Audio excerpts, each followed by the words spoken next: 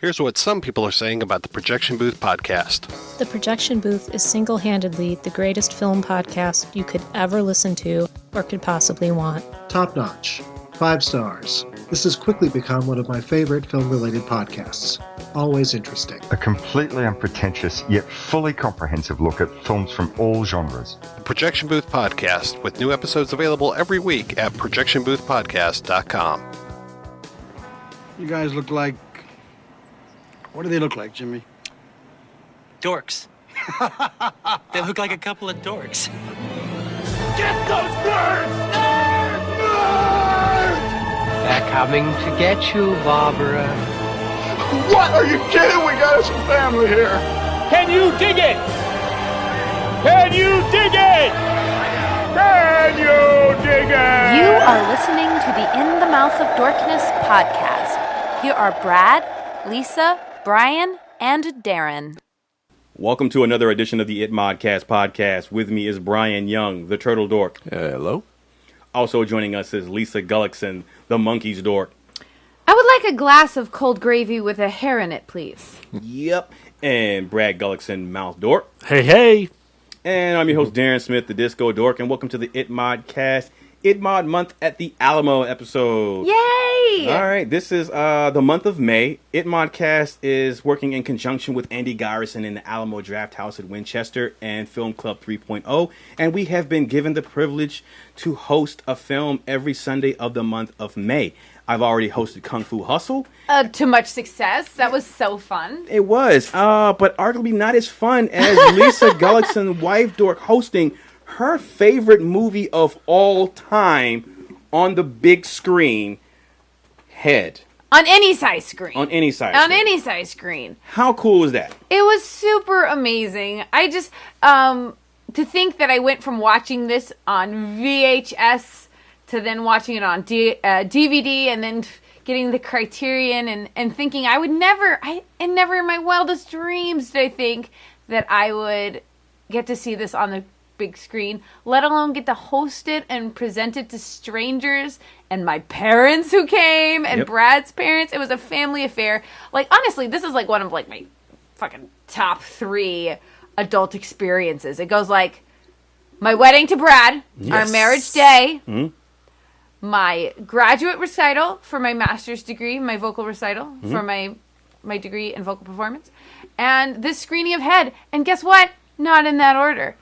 You guys can figure out what the order is. But this was, like, honestly, the privilege and the honor of getting to present any film, let alone my favorite film. And it was just the best. And because we can't do it enough, once again, we need to thank Andy Gyruisin for making this happen. He is literally, like, my fairy godfather. Yeah.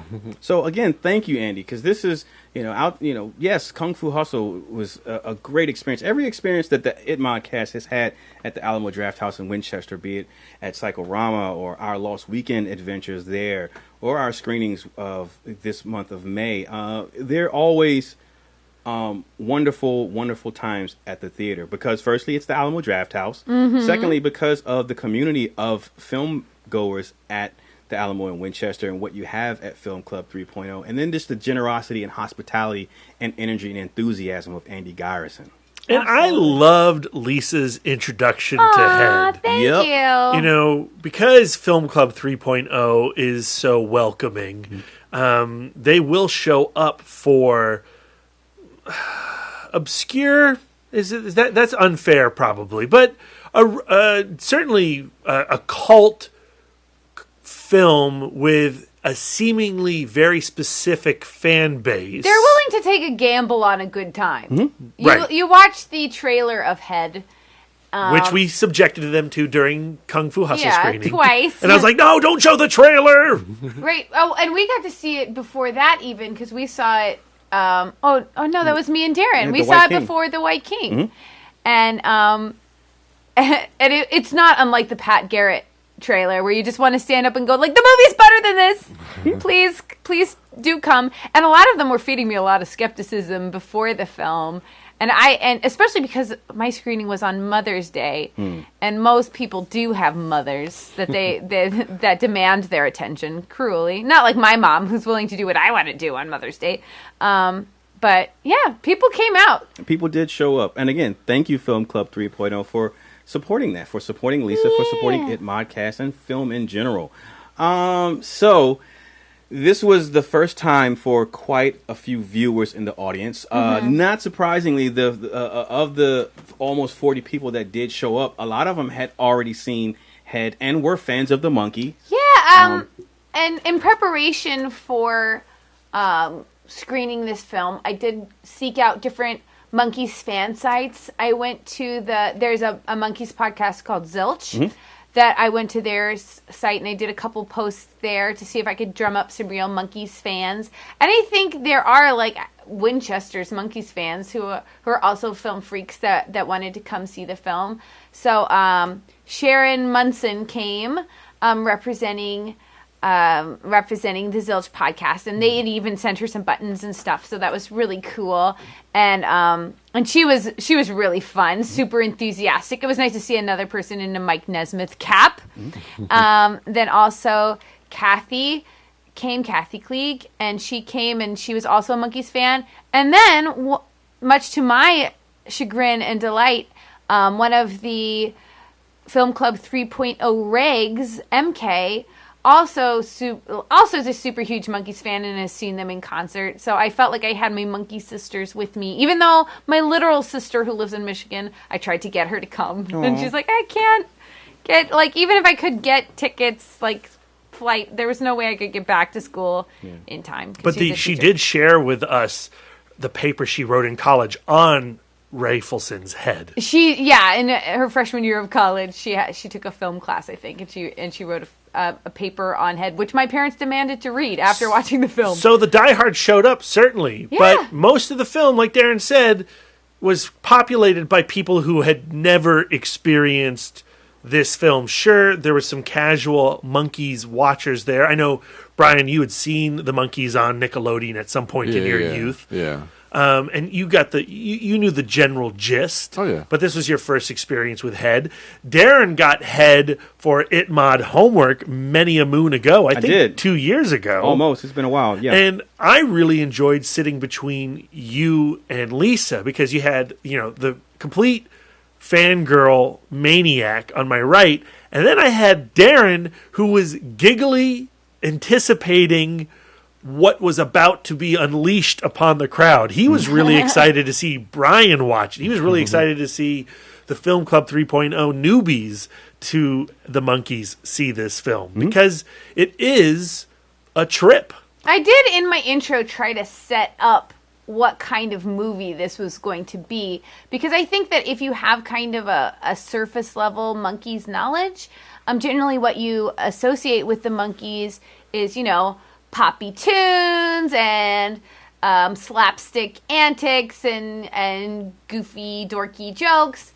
And Head is definitely not that. Head it's angry, it's non-linear, it has a lot to say, and it's practically tripping over its own feet trying to say everything. But it has just so much heart, and they're not, and there's this willingness to look bad and be the butt of the joke, and plus the music is amazing, and the music is unlike, it doesn't sound like Daydream Believer, it doesn't sound like Last Train to Clarksville or Pleasant Valley Sunday. It's angry. It's angry and it's hurt and it's tragic, and I think that somebody going into this film without some kind of historical, cultural context could kind of be lost in the weeds on the first watch. So dismissive. I didn't want anybody to dismiss it because I love it so much. Give us that context, all right? So it's 1968. the Monkees television show has come to a close. It has been canceled. There is no third season variety show. But Bob Rafelson, the creator of the Monkees, wanted to take this band as his gateway into cinema. That's right. So, so towards the end, so the entire time the Monkees were on the air, there was this struggle over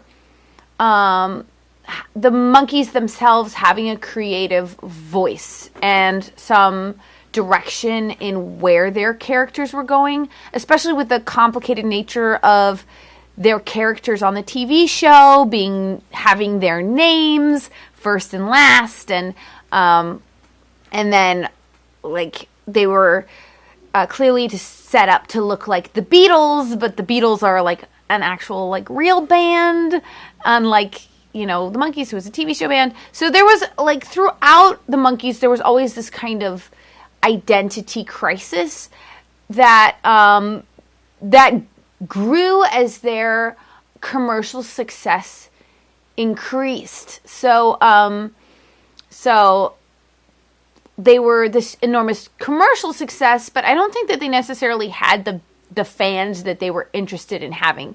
Particularly Peter and Mike Nesmith, they were like serious musicians, as opposed to Davey was like a Broadway star. Mickey was a child actor. I think that they had like a little bit more context into like what they were entering, but I don't think that they were interested in talking to the teeny bopper anymore. So as the second season progressed, you definitely see that they do get some creative control, and there's a lot of fourth wall breaking in the TV show. They start getting into veiled drug references, social commentary, and things like that within the within the constraints of what they're allowed to show on television. So going into Head, they've been canceled, and they want to essentially the original, like the kind of there were a couple of titles for the Head script before it became Head, and it was called Changes originally. Like they're changing from this teeny bopper band to this adult thing that they're going to create, or another like casual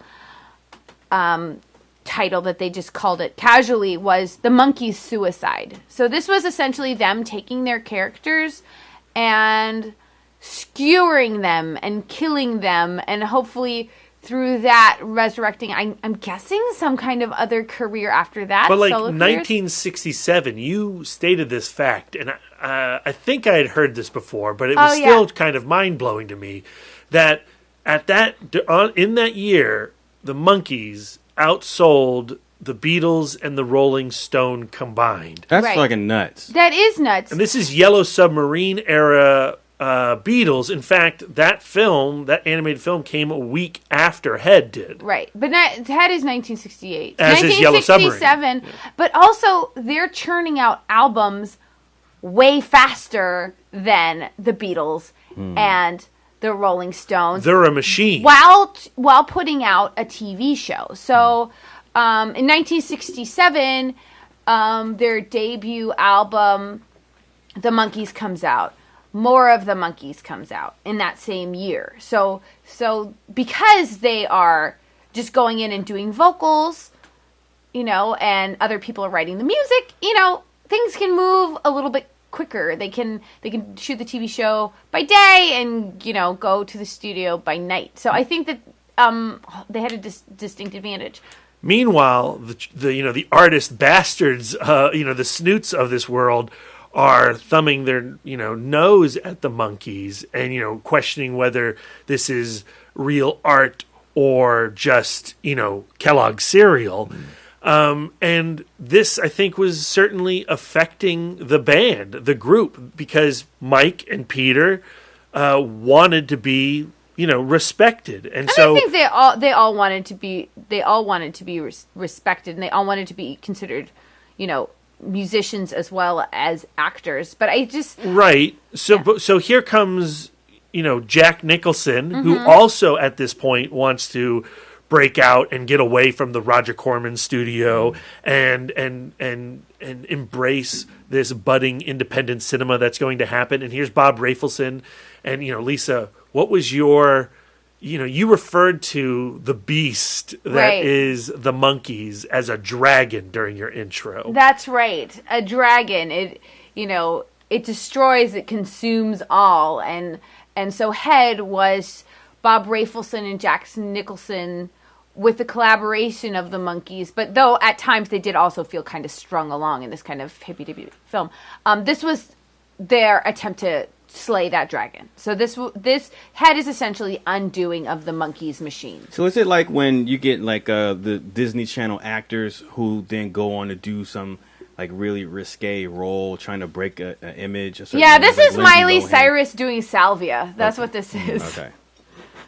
And so, now we have Head, the film. Right. WTF, Lisa? What is it?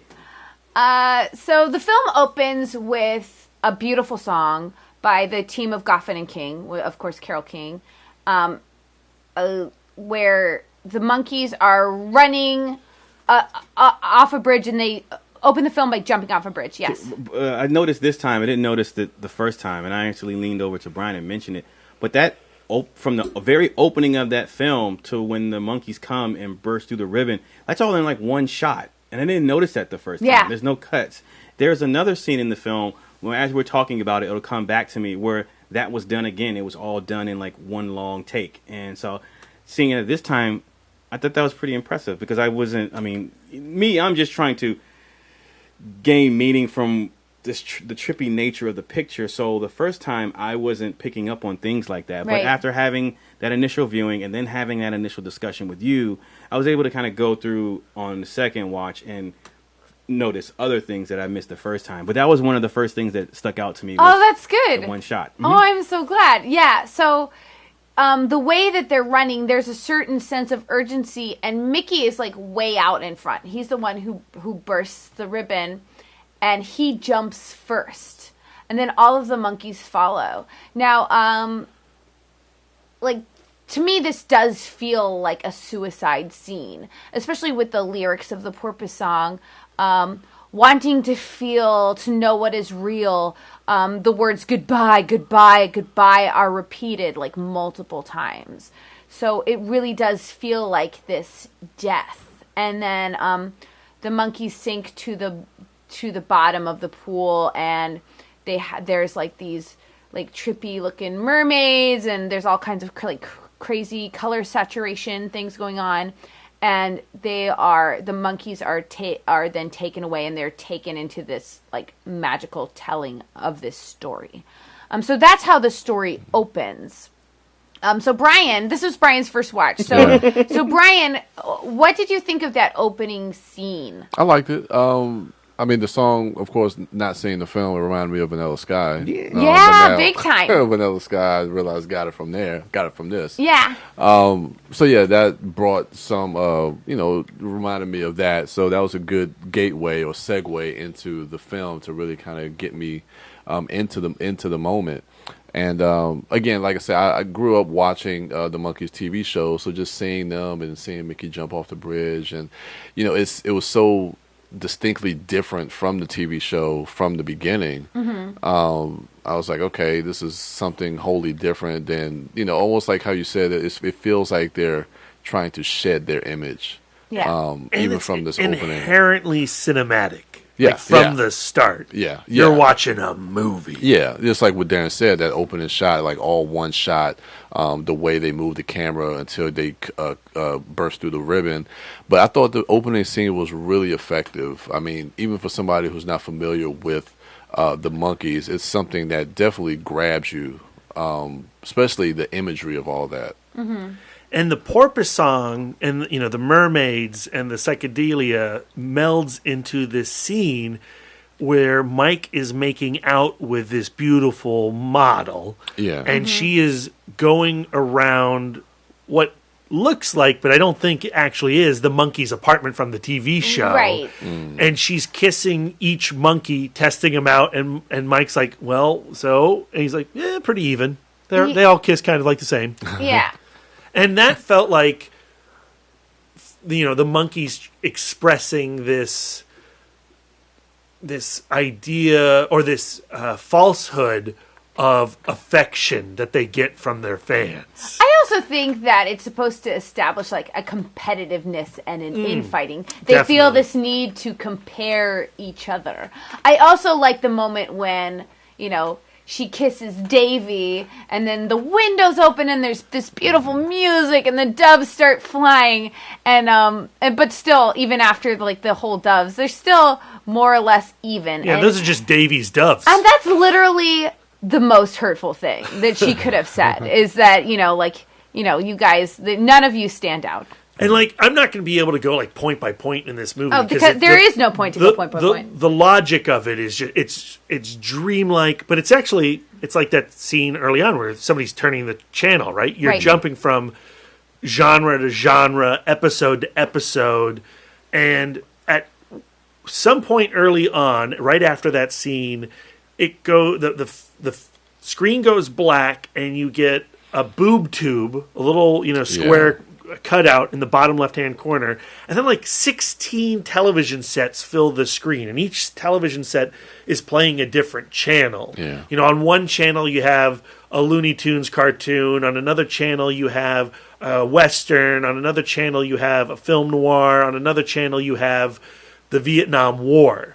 And and it climaxes to that infamous footage of the Viet Cong guy killing, shooting a dude in the head.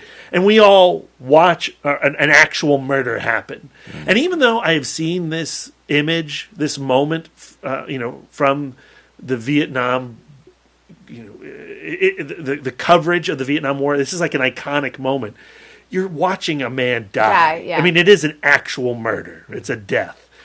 And it immediately sets up this thesis of everything that's coming out of the television becomes its own thing. Right, and we hear this theme repeated in different words throughout the film. And as you're seeing these images, the Monkees are chanting the Diego ditty. The ditty Diego, which is written by Jack Nicholson and Bob Rafelson. And it's essentially just the thesis of the film. Hey, hey, we are the Monkees. We love to please. A manufactured image with no philosophies. So they see themselves as kind of this vapid entertainment fluff. And when you see that death, alongside the Monkees and cartoons and Westerns, you get this idea what they're saying is we're allowed, the Vietnam War is just another television program to us. And watching it this time, I found Head to be incredibly prescient and relatable to our current blight of network programming, television news, Twitter, Facebook, Instagram. It is still an incredibly relevant film. Right. But what's also interesting about Head is that it repeats that ditty for 89 minutes. Yeah. It was originally 110 minutes. And there was a whole Godzilla scene that was cut. God damn it. I know, I'm so sorry. It's brutal in its anger and frustration, but also just utterly compelling. Can I tell you something else that stuck out to me this go round? So one of the first I probably erroneously keep describing them as vignettes because they feel like that to me, is there's a wartime scene, like the segue off of that image of the guy getting shot in the head. They're at war, and Mickey's taking his helmet off. He doesn't see any use in it because it's like this World War II, World War I thing. Yeah, what if I just get shot in the arm or in the body or in the stomach? I'm going to die anyway. And then there's a football player who comes out of nowhere. And he starts charging at, who is that? Is that Mike or? No, that is Peter. Peter. He starts charging at Peter. Ultimately loses his helmet. That helmet's given to Mickey. So Peter. the Who gives it to Mickey? Mickey, right. And so the first time I watched the movie, that happens. Like, okay, where the hell, like, where did this guy come from? And what is he doing there? And so it just was odd to me. But watching it again this time on the big screen, really taking notice to that execution, and holding on to that, and then thinking about what you just said, for me it felt like, okay, well, while it still feels relevant today, even my time in the service. So while this war is going on the other side of the world, there are people who the biggest thing in their lives is the game on Sunday. And I don't know, I'm not saying that that's what the movie is trying to say, but for me, that was the picture in my mind. Like, people want to watch the game. People are gathering, and the biggest thing is who's in the playoffs and whatever. Yet on the other side of the world, this guy gets shot in the head. There are young 19-year-olds who are not old enough to buy a drink, but old enough to shoot a gun and kill a person or be killed by a person at war. And so, and that particular image, like, this time, it wasn't as weird and funny to me. This time I saw it, and I might have chuckled, but then I went, huh. Yeah. And what is he shouting? He's shouting, "We're number one! We're number one!" Right. Like the game is not about, like, the war is not about issues. The war is not about helping or saving people or solving a situation. It's about winning. It's ego, yeah. And that football player is like bashing his head into the trenches over and over and over again. Yeah. And so, that stuck out to me this time. Yeah. How did that strike you on your first watch? Well, Brian? seeing you guys talk about it now, because it did catch me off guard with the football player and the wartime, and I was just like, okay, this is not really making any sense. But then, because watching the different, the TV channels come up, like the little 16 channels and whatnot, but then we see, it almost feels like it's like a blending of people's compulsion for, like, consuming this type of media. Like you say, the war, TV shows, sports, and just melding those two kind of different type of scenes together. That's what it just feels like. It's just like that compulsion of just, okay, this is everything that people are obsessing over, and one is not more important than the other. It's all a product, even though this one thing, people are dying, and this other thing is really kind of pointless, but, to the consumer, they don't comprehend that. And to a large part of the world, both of those things, the war and football, is just on TV to them. Exactly, yeah. It's something that's just on TV to them. Yeah, which makes a lot of sense. It's interesting way to really put that on, to show that on screen. Right. And so we transition from that war environment where, like, Peter comes back and he gives Mickey the helmet, and Mickey's like, "Yay, this helmet is cool. The other helmet was lame." And so he puts on, stars, and he puts on the stars helmet. And then they seem to be doing some kind of maneuver, and they all, leave the trenches in this barrage of fire, and they're throwing grenades, and they go into this cave. And when they get to the other side of the cave, they're on the stage. And they're a rock band, and they're the Monkees, and they perform Circle Sky, which is one of my favorite all-time Monkees songs. It's by Mike Nesmith, the hat guy. And what did we think of this scene? Oh, and there's all kinds of, like, mirror effects, and it's all, like, black and white. It's really, like, beautiful, a big statement. What'd you think, it's Brian? Interesting, because then I had another point too while I was watching that scene. But, like, okay, they were, like, running through the tunnel, and I think they were actually running through some fans that are, like, grabbing their clothes and, like, pulling at them. And I think then we cut to the wartime scene. Yeah, so Diddy Diego ends with give me a W, give me an A, give me an R, So I thought that was I thought the war scene and then cutting back to them running and getting on stage was also kind of metaphorical in the sense of, like, running, like, going through fans, and the whole idea of, like, the obsessive nature of fans almost feels like a battle. It feels like a war. You Yeah, know? So like- I kind of that's what I took from it at first. Right after the headshot moment, the Vietnam headshot moment, we see a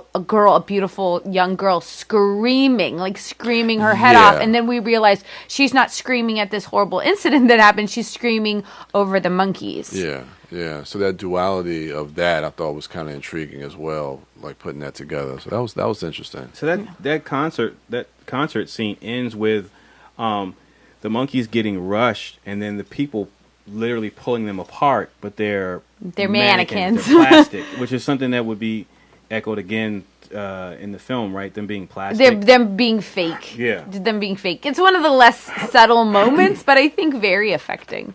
Yeah. So, yeah.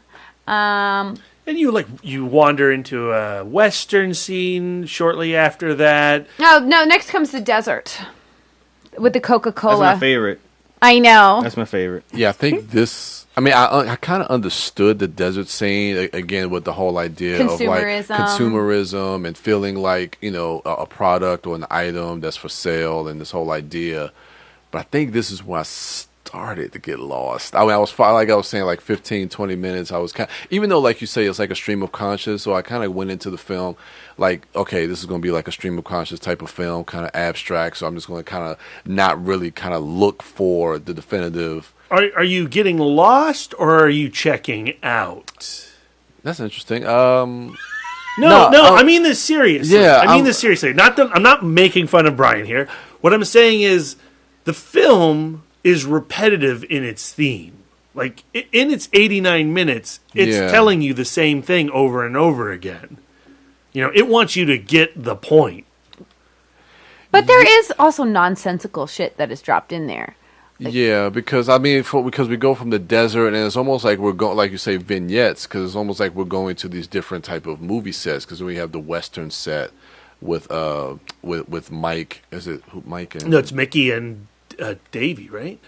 On the Western. No, it's Mickey and Mike. Yeah. Because he's got the arrows in there and whatnot, and then of course Lisa's quote, from the with Terry Garr. Yeah, Mom and Dad saved the universe. Yeah, so it's like the movie is jumping from, and then as the movie, I don't want to jump ahead, but as the movie progresses, it feels like they're moving through like the back lot of a studio. So again, pointing out that whole idea of manufacturing and stuff like that. And in each scene, they more or less like reject the scene. Though I feel like some of them feel like movie sets. I think that definitely the desert feels like a movie set. I think that the Western's like a television episode. Feels like a television episode. Even the diner feels like a television. But I feel like the diner in the original script, the diner is referred to as a studio canteen. So that's them being on the backlots going to the studio canteen. And that it's interesting because as they're going into the studio place to go eat, when everybody hears that, the Monkees are coming, everybody just evacuates, going like, "Oh, we don't want to be in this canteen with the Monkees." When they go into the canteen and they have that mean, the lady that works there, and they're just being mean to her, and she's being mean back. Yeah, how did you take that scene? I like that was another scene. You like that seeing the women get punched? No. But I actually want to go to that because it was interesting because again it goes to this whole idea that I picked up on and what you were saying about the time that this movie was made and the fact that the Monkees was canceled, and it was almost like this pushback against how people were perceiving who they were. And the whole when Peter, I know he has the ice cream that's melting. I don't know if that's before or after, but when he punches the lady, and then it's revealed that it's a man in in costume, and then they cut the set, and then Peter is constantly saying, "It's like I can't hit a woman. Like why am I? It's like I can't do this. I can't do this." We get the Jack Nicholson part and everything, and the director is talking to him, and they're all just saying like, "Yeah, it's no big deal." It's no big deal, but Peter's like, "I can't do it. I can't do it." And he's trying to get validation from everybody. Do you think that looked bad? Do you think that looked bad?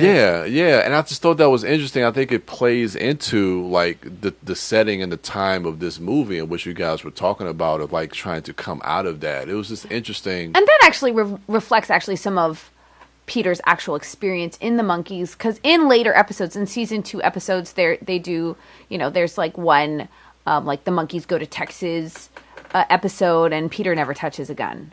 You know, so Peter does have, okay. and he talks in the TV show, like, you know, like, I don't like violence. So he does have that, like, he has that dichotomy of, yeah, I'm a character in a movie, I'm a character in a TV show, but people are also seeing Peter Tork and calling Peter Tork. So, like, how do I come to terms with the man I am on the screen and the man I represent to society and the man I am to myself? Yeah. That's interesting to go into our ITMOD spotlight on Bruce Lee, someone who took his beliefs and made sure his characters in some way, shape, or form reflected that. It was interesting to see Peter go through that. And too. Peter, following Head, is the first to quit the Monkees. Oh shit! Yeah, so so after Head, he quits. So watching it this time, and you know, this was your second time, Darren. This was my third time. Yeah. Like Brian, I was a Monkees fan, quote unquote, as a kid. I watched the show. But I didn't start to really listen to the music until I, you know, started dating this one over here. Right. I'm talking about Lisa, not Darren. Oh man. And you know, I fell in love with the Monkees through Lisa's love of the Monkees. But I have come around to being my own true blue Monkees maniac fan. I'm proud to be a Monkees fan unto myself without the aid of my wife. You know, and I love, you know, Lisa loves Mickey. I love Mike. He's always been my favorite monkey. Yeah. Watching Head for my third time and, you know, talking about what we're talking about right now, Peter's my favorite in this movie. Yeah. Peter really is the hero. Like he feels like he has the heart of the film. Yeah, he's self-sacrificing and willing to be humbled. So that scene in the diner, you know, when he's holding the ice cream, and I'm pretty sure this is the moment where his morality is introduced. You know, Peter Tork's, where the reason he's like gripping onto this ice cream and it's melting all around him, and people are just like, you know, just throw that shit out. Who gives a shit? He's like, well, no, there's starving kids in China. I can't. And I'm trying to figure out, because I do feel like that is Peter Tork. You know, Peter Tork is very concerned about how he's being perceived in the context of the Monkees, how he's being perceived in the context of Head, probably. But I also feel like, are the filmmakers commenting on celebrity morality? I do think in that moment. I would not blame him if he felt teased by that moment. You know, because he does go, you know, like the starving Chinese, and Mickey's like, ugh, the starving Chinese. And then later with the Swami scenes. Well, I don't want to get there yet. Oh, cool. Sorry. So in this scene, you know, when he punches the woman, and you know he's been really concerned about this ice cream that leads to him punching this woman, and they cut, and Bob Rafelson walks in, Dennis Hopper walks in, Jack Nicholson and Bob Rafelson are having a conversation, and while Peter's trying to get that validation, and going like, you know, and Bob tells him, you know, if this scene doesn't work, we'll just cut it, and he's like, you always say that, you always say you're gonna cut it, and you never do, and it feels like in that moment, that scene right there is Bob Rafelson and Jack Nicholson using the Monkees to tell their story and ignoring the monkey in the room. Mm-hmm. And it's like, I'm just trying to figure out, I want to interview everybody who was in that scene to get their point of view. And what were they making? Like, what, in that moment, what was Peter Tork, the actor's motivation? What was Bob Rafelson's motivation? What was Jack Nicholson's motivation? Because it feels like in that scene, Peter Tork's frustration at being dismissed is how Peter Tork would feel about the film Head itself after this production occurred, where he felt like he was a tool of Rafelson. Yeah, being used, And yet it's obviously a scene written by Jack Nicholson and Rafelson. Right. I don't know, it's fascinating. It's my favorite scene in the entire movie. Oh, really? There is definitely like this blurring of lines. And it's easy to feel like, and I fall into it myself, like this is the Monkees commentary on the Monkees. And I think to a certain degree it is, but they all, like, they did come out of that film going like, we didn't get to say everything we wanted to say. We still felt a little bit manipulated by the script. They still didn't have the complete creative control that they wanted. So, I mean, I would be interested to read, you know, if they were to write the Let's Skewer the Monkey script, if they would draw themselves a little bit shinier. Because, you know, they don't leave the studio canteen because Peter's there. They leave the studio canteen because Mickey is coming, because Davy is coming, because Mike is coming, and because they're fucking assholes. Like, they walk in like they own the joint.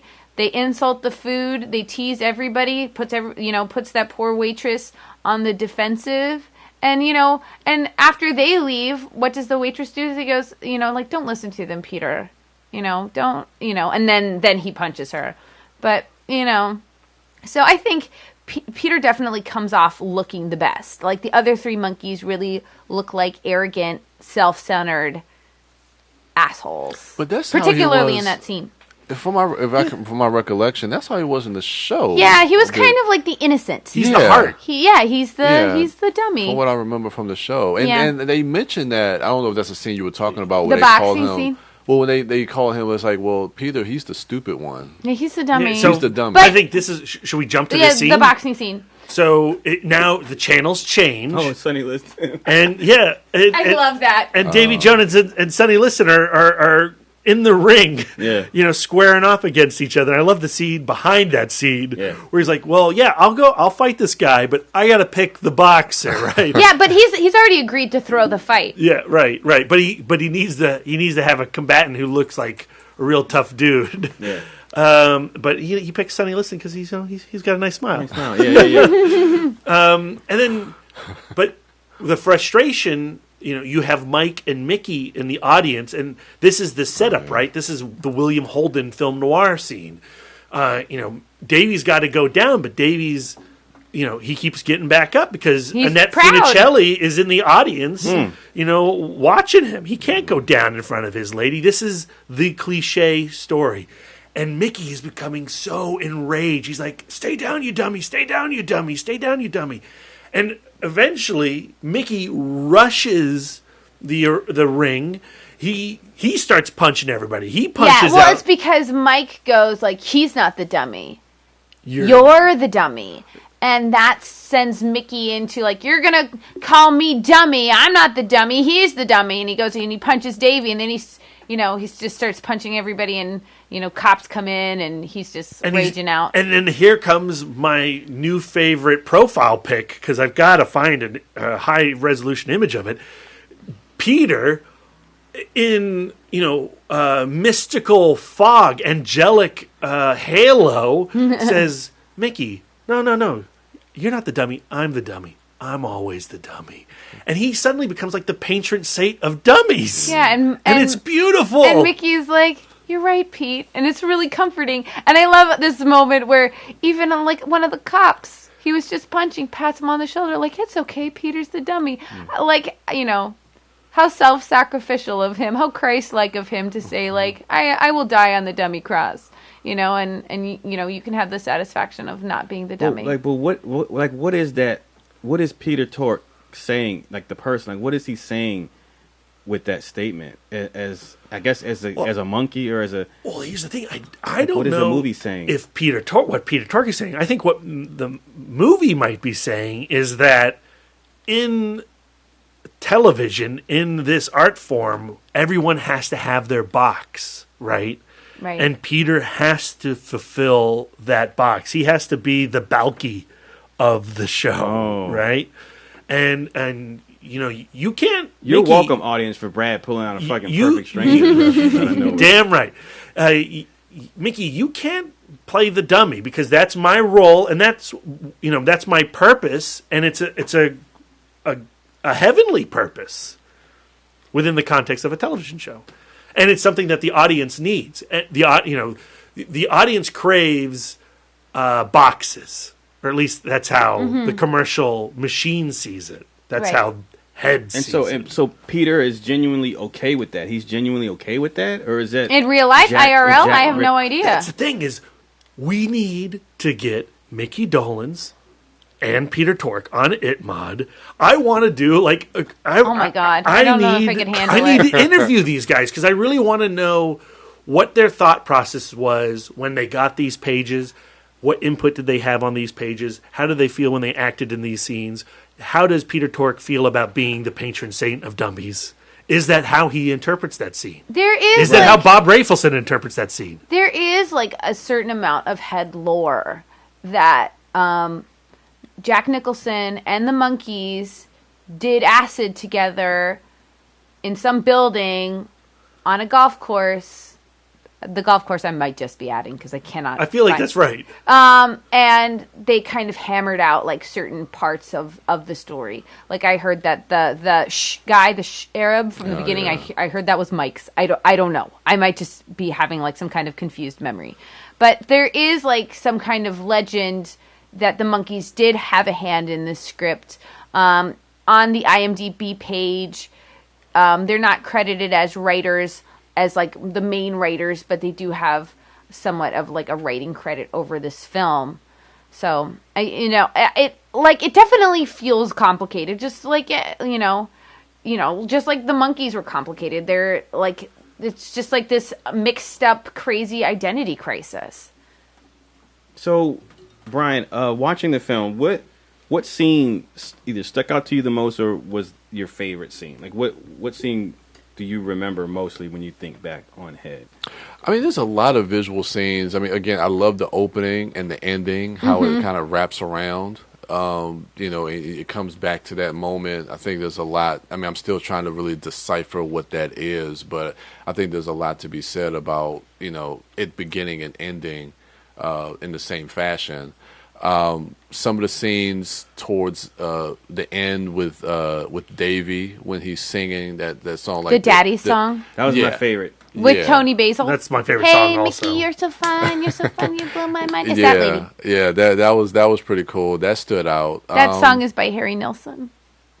Just throwing that out there. But yeah, I mean, there's a lot of different. Again, they feel like vignettes, but just trying to find the connective tissue throughout, the through line for everything is, a little bit difficult. But I get the essence of it. How about for the most part? You, Darren? What on your second watch? What stuck out? That outside of the technical things that I pointed out, segment wise, that one number that Davey does when he's going back and forth between the black and white. Yeah, Daddy song. Mm-hmm.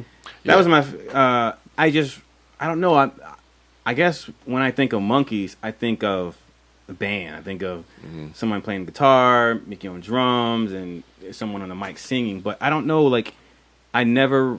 And even though I've seen Head before, definitely the first time I saw it, like I was taken back by Davey's ability to dance and like perform that number. And so I'm watching that and I'm imagining him in rehearsals and how he got those down and how he looks comfortable doing that. He doesn't look like a regular actor who, there happens to be a dancing scene in this movie, so we're going to put you with a choreographer and you're going to work for like a week to kind of nail this out and just do your best. I mean, he looks like someone who does that like on a regular basis. Well, and because of that, like I really enjoyed that performance, especially the second time around watching it. Like it was just fun to watch. I could just watch a movie where he's doing a dance musical, singing in the rain type film, like the whole thing. Well, before he was in the Monkees, he was in the West End cast of Oliver as the Artful Dodger. So he has a musical theater background, and he's a big time belter, and dancer. I can believe it. What about you, Brad? This go around, what scene, segment, or thing stuck out to you? We just talked about it, like the Peter Tork stuff. Yeah. The dummy scene, certainly, and that diner scene. Yeah. But, Brian's seen it once now. Darren's seen it twice. I've seen it 3 times. Lisa, how many times have you seen Head? I mean, I'm not the type of person to count, and I haven't been keeping any kind of record. But I've been watching this movie on a fairly regular basis since 1998. Well, do you remember the first time we watched it together? We talked about this a little bit in the car ride over. Yeah. We recorded it on Facebook. You can see this conversation on Facebook. Right. But do you remember the first time that we watched this film together? Yeah. And at this point, I think you claimed Lock, Stock, and Two Smoking Barrels to be your all-time favorite movie. See our King Arthur cast. See if our Guy Ritchie love is still strong. Yeah. But while I watched you watch Head, I saw someone watching their favorite film. And when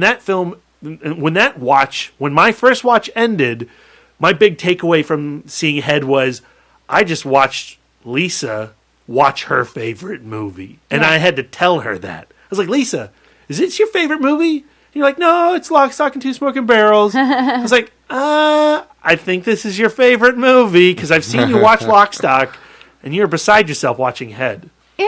So, and you've watched it probably a bajillion times every year since then, at least once. Yeah, and you know, the first year I watched it, I mean, I probably watched it 10 times, and the second year I watched it, I probably watched it 8 times. Because that Criterion Blue is amazing. It is amazing. So, on your 100th and 11th time watching this movie, I'm just taking a guess.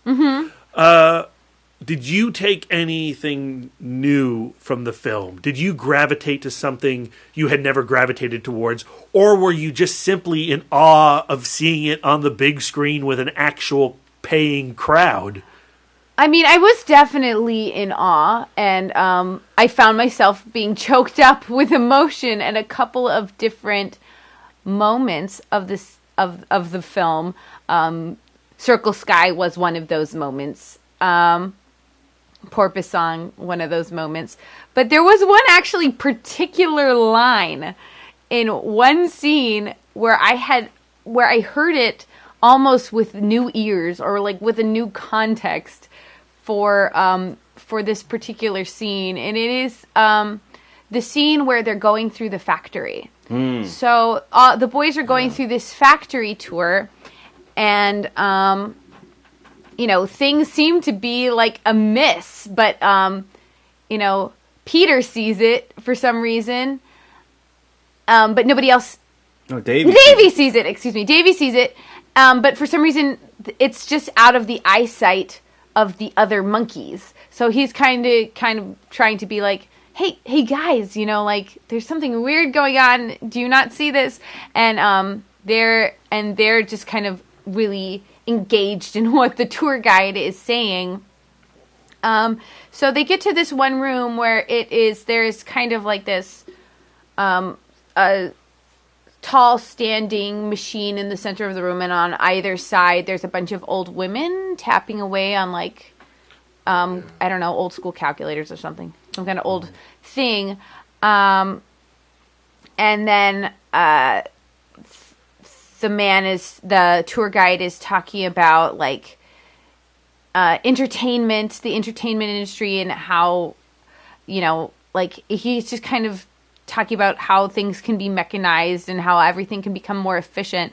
And I actually went online to find this quote so that I could get it perfectly. And so here's what it is. And okay, so it is: leisure is the inevitable byproduct of our civilization. A new world, its only preoccupation will be how to amuse itself. The tragedy of your time, my young friends, is that you may get exactly what you want. So the idea that we're gonna reach a point where we're just kind of living for our own entertainment, and to living so that we can take it easy, as opposed to living to produce something of value. And then when we find ourselves in that world, oh my God, a reality star is our president, you know? And so when I heard that, I was just like, oh my God. Like, to me, that was like, that whole moment took on more meaning than it ever had before. I miss our cowboy president. Oh God. Don't even say it. Dwayne "The Rock" Johnson, you need to run. Yeah. But I mean, I've always loved the Swami scene, where he's talking about like, and it also goes back to that theme of everything we watch through the television, we receive in the same way, and you know how the human mind can't tell the difference between the real and the vividly imagined experience. And all belief possible is the result of some experience and what we believe. And so we're watching the television, and it feels we're watching the Avengers, and it feels as real to us as watching the news. We watch the Monkees, and it feels as real to us as the Vietnam War. You know, MCU is more real than Fox News. Fake news, real fiction.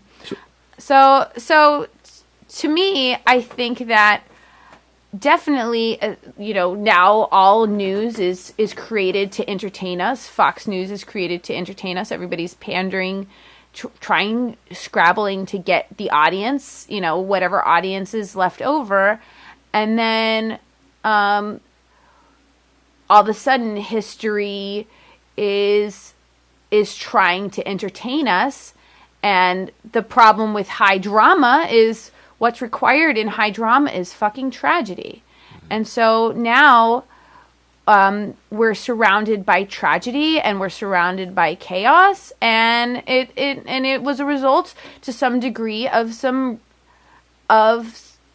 selfish behavior and the loss of perspective and the we're number one, my turn, my side's gotta win mentality that was captured in the angst of the late 1960s hippies, and I think is captured in the film Head, and I think, is something that we have to actively rally against and say, like, it's time to go out into the world and have some real experiences as opposed to staring at a screen. And now screens are everywhere. Screens are in our pocket. Screens, we go from the screen in our pocket to the screen in our living room to the screen at work to the movie screen, and it's hard to know what's friggin' real anymore. And fake news, like what's the news that's real to inform us, and what's the news that's to entertain us. And so,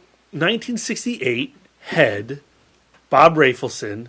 This is the birth of the anti-establishment film. And Lisa, you talked about this in your introduction. Mm-hmm. But without Head, and I don't know, let me revise that statement. Head is the first building block of Rafelson going to 5 Easy Pieces after this film. And Nicholson and Rafelson, 5 Easy Pieces, Dennis Hopper's in their group. That takes us to Easy Rider. And with Easy Rider, it's the most successful independent film of its time. It is the ultimate anti-establishment work of art. And it leads into the birth of the 1970s, art film, independent film, but also studio then embraces because they see the dollars that are coming around with Easy Rider. Nixon is now in the White House. Vietnam War climaxes. Watergate happens. And movies and books, literature, art is all is addressing the problems that we are facing nationally. Then shit gets smoothed out. Disco happens. Yeah. Jaws happens. We can't take all this medicine. Head and the BBS movement, Easy Rider, we address it, we choke on it, we ignore it. 80s all the way till the aughts and beyond. And now here we are with our reality star television president. Yeah. And I feel like art is now, and it's probably coming from other places in cinema, but there is a movement in cinema. I feel that 70s vibe, that 70s art conversation happening again. Oh yeah, Jordan Peele just made a statement. You're damn a couple right. Months ago, so it's coming back around. And I feel like we need art to beat us over the head. And it all starts with Head. Yeah. With the Monkees. Yeah. Born out of the ultimate bit of consumerism. And I think that is really beautiful. Yeah. And I don't know. And I'm not pandering to my wife who's sitting to my right, but I think Head is a great movie. And I think Head is still incredibly relevant, but I also think that it is not a movie that you can just sit down and watch. Mm-hmm. You have to give yourself context. And if you do, you really see a tremendous statement happening in this movie, and again, a relevant one. And then you have to talk about it.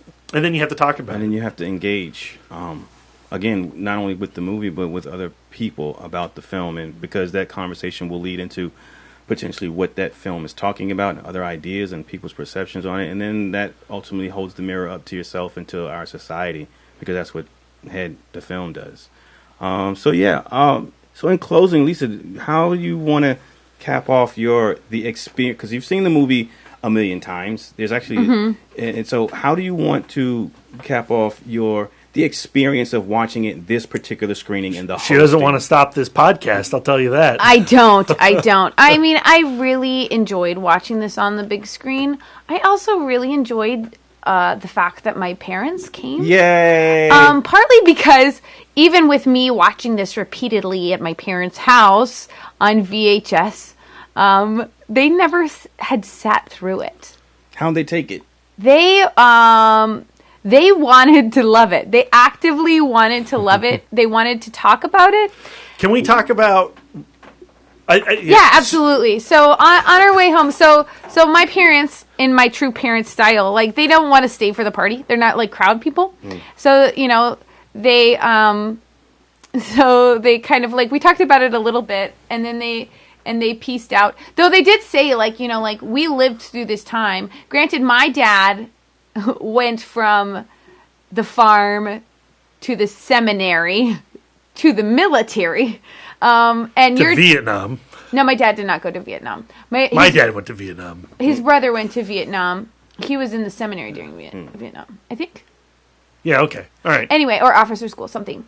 But your dad did. But he did. They did say like that was like. That was our youth to a certain degree. We did experience that part of the culture, but not the drugs. Our parents. Well, I mean, our parents are squares. Oh, they're super squares. Our dads are Navy men. Well, my dad's a Marine. Don't you dare say he's a Navy man. Marines are like the Navy. They're like the frogmen of the Navy, right? Right, Aaron? Don't say that to a Marine. I'm an Army guy, so whatever. Military. They're not Navy men. They're military men. Yes, yes. And my mom, she made a point of saying I did not do any drugs. Though I am skeptical. I don't know. That was so bad. That was great because my mom was like, I just never had the opportunity. I was like, Moms, stop talking about weed. Anyway. Let's get back on this track. Back on your track. Parents. So like after we were driving home from the movie, I was like, oh shit. I still have my mom's Mother's Day card in my purse. So she had, come out on Mother's Day to watch this movie, and she was really receptive to it. And I forgot to give her a Mother's Day card, and so I was like, oh shit. And so I texted her, and I was like, Mom, I forgot to give you your Mother's Day card. And she's like, that's okay. I love you anyway, because that's my mom. It's like, and I'm, of course, reading between the lines. I'm like, yes, I'm hurt, but I will forgive you in the future. That's how I read that text. And then I was just like, I said, just to be nice, I was just like, well, if you want us to drop, and it's like 8:45 at this point, like, if you want us to drop off this card, we could be there in 30 minutes. Me thinking my mom will be like, yeah, don't bother. It's fine. We'll see each other in the future. It'll be fine. And my mom's response is, if it's no problem. And I was just like, fuck. So I was just like, yeah, it's no problem. And it really was no problem. And so Brad and I drove the card to my parents' house. And my mom read the card. But then I just stood with my parents for like 30 minutes, and we just talked head, and we talked about the film. And yeah, you go ahead, you can share. Well, your mom had reached out to your sister, and your sister had talked about how she had written this paper in college about this film, and your mom made your sister email her that paper. So when we got there, your mom had been reading like this 12-page paper by Teresa on head, so she was like primed to talk this movie. Yeah, that's cool. Both her and my dad, and even as Brad's going like, okay, I have to watch a movie before I go to bed because I have a review to write, and it's like it's getting to be like 10 o'clock, and so we're trying to walk out, and my dad is still yelling points about on the staircase. I've already opened the door to leave, and Leo is like, Brad, about head. Yeah. I was like, oh, yeah, Leo, you're right. They really, I think that they had never seriously thought about the film before, and they wanted to talk about it. It was awesome. It was super awesome. And I don't think that my sister has gotten enough credit as in my monkey love, because even though I take full credit, I discovered the Monkees. I got hooked first. I got her hooked. And then she ended up going to college, like she, because she's 4 years older than me. So she went to college as I was going into 9th grade. But we both wanted to marry Mickey, though I knew that Mickey and I were soulmates. But yeah, my sister was the first one to figure out how to print pictures off the internet. Yeah. And so she had, printed off a whole bunch of pictures of the Monkees, which she then gave to me, and I turned into a beautiful mural on the side of my dresser as a child. So. Thanks, Treese. I don't know. This was an epic screening in so many ways, but that might have been my favorite part about it was being in your kitchen at 10 o'clock at night talking about head with your mom and dad. Yeah, it was pretty awesome. And they were with, my sister's paper, 10 pages, double spaced. She wrote when she was 18. There was colored font in that paper. Oh. There was. Very classy. My sister's a classy lady. All right. Well, again, Andy, thank you so much. Thank you, Film Club 3.0, and everyone who came out and conversed with us and supported the film, supported Lisa, the podcast, and supported Film Club. You guys are awesome. Thanks, Brian, for watching this film. Oh yeah, anytime. I can't wait to watch the Gray again. It was a great experience. It was really good. I think I picked up a lot more than I thought I would. I'm looking forward to your second watch. Yes. I'm going to give this to you for homework. Extra credit. Coming up next at the Alamo Draft House for the ITMODmonth at the Alamo, our very own Mouth Dork is hosting Pat Garrett and Billy the Kid, directed by the great Sam Peckinpah. I am so excited and nervous that no one has bought tickets yet. Why are you waiting? They will come, Brad. You know this. They will come. If you Peckinpah, they will come. They will come. And we've already got great cosplay ideas for Brian's pick. I've got nothing. Caps. Cowboy hats. I'm not wearing no cowboy hat. Stetson. You have a Stetson. I do, but I got to be at Monument Valley when I wear that thing. Oh. All right. Can I wear my leather and my pistol? You should. As long as your ass is out, Darren. Whoa. All right. So yeah, tickets are on sale for that. Buy a ticket. They're only $7? $7. Yeah. Starts at 5 p.m. Again, this coming Sunday, the 21st of May. This month is flying by too fast. Isn't 5 o'clock the perfect time to watch a movie? Absolutely. It's still technically the evening time, but you can hang out after and still get in bed at a reasonable hour. Mm-hmm. Yeah. Or end up in the kitchen with your parents talking about the movie. And have plenty of time to watch extra. Yeah. Whoa. You watched that? That movie is nuts. Yeah, it is. Holy crap. Tune in to Film School Rejects to hear my review. Dude, holy shit. And then following that, the final Sunday in the month of May, our very own Turtle Dork is hosting Joe Carnahan's The Gray. Yes. We have a little contest to announce. Oh. So, because that movie is infamously known as Liam Neeson's versus the Wolves, we're going to have a wolf shirt contest. So what you do is you put on your best wolf attire. It could be a shirt, it could be a sweater, it could be whatever, and it just has to be adorned with the animal, the wolf, a wolf. Will you accept Liam Neeson cosplay? What would that be? If he's punching wolves, yeah. Andy says that he is taping tiny little airplane bottles to his knuckles, and he's going to break them during Brian's intro. And Brian's going to be the wolf, and Andy's going to be Liam. Oh, man, I did I agree to this? Brian is Liam. Oh, is Brian Liam? Of course, he should be. It's his fucking film. There you go. Okay. All right, so Brian's going to be cosplaying with little mini bottles of liquor on his hand. There you go. All right, but for the audience, whoever comes out, everyone wear your best wolf T-shirt.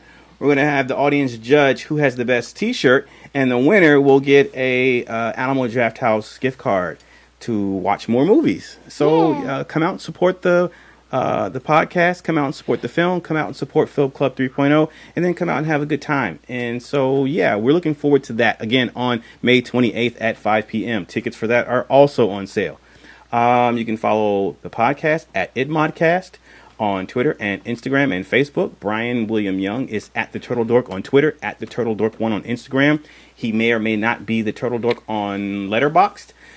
Wife Dork is at Sidewalk Siren on Twitter and Instagram and Letterboxd. Brad Gulch. Can I plug? I did do an article on our Squarespace, which I also put on our Facebook and the Facebook of Film Club 3.0. If you decide you want to watch Head, I did do a list of 5 essential Monkees episodes where if you're not Monkees initiated, you can watch these episodes and they'll help give you context to the film and some of the ideologies and idiosyncrasies that you'll see in the film. Helps give you context. Yes.